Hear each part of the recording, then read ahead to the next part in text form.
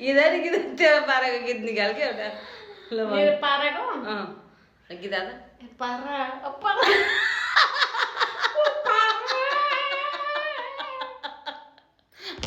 गीत गा भनेको कि गीत त्यही त भने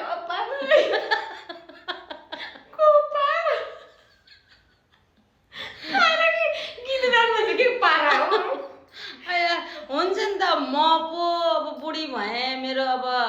उमेर पनि गइसक्यो मेरो पहिलाका मेरा पालाका गीत निकाले मेरा पाराका गीत निकाले होइन त्यो त अब यङ छस् अहिलेको उसको मान्छे छस् त होइन अहिलेको पाराको गीत निकाल्न त एउटा त उसले निकालेको थियो के अरे कलौटेले के अरे त्यो गीत कलौटेले निकालेको गीत थियो एउटा यी चाहिँ हुन् मेरी कान्छी बहिनी होइन नहस न भाइ यी चाहिँ हुन् मेरी कान्छी बहिनी है अब म चाहिँ बुढी भएँ तिमी तिम्रा पालाका गीत गाऊ म मेरा पालाका गीत गाउँछु भनेको अब यिनले करायो कोपारो बोकारो के भन्छन्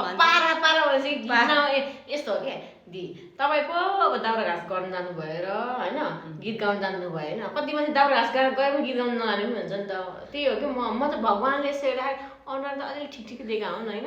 तर अरू केही छैन कि जान्ने कुरा भनेको न गीत गाउनु आउँछ न नाच्न आउनुहुन्छ न खाना पकाउनु आउँछ न काम जाँगा गर्छ होइन खालि आँगा मात्रै यस्तो हो नि त त्यो गीत गाउने नाच्ने गाउने बजाउने भन्ने घाँस दाउरा गर्न गएर मात्रै जान्ने कुरा होइन नि त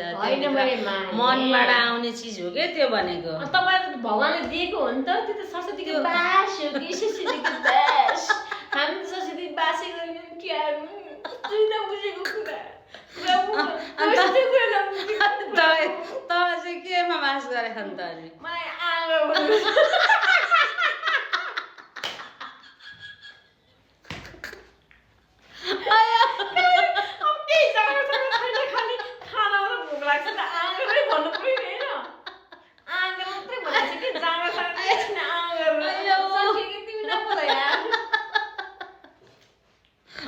अनि जाँगर र साँगर खाने बेला आँगर भनेर हुन्छ त अनि त्यही त भइरहेछ त चलिरहेछ त ए त्यस्तो नि चल्छ है जाँगर नभइकन खाने आँगर चाहिँ आफै आएर मुखा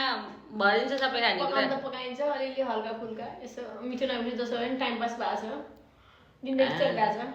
जिन्दगी चलाउ भा जिन्दगी चलाउनु नि ठुलो कुरा हो जिन्दगी चलाउनु पनि धेरै ठुलो कुरा हो के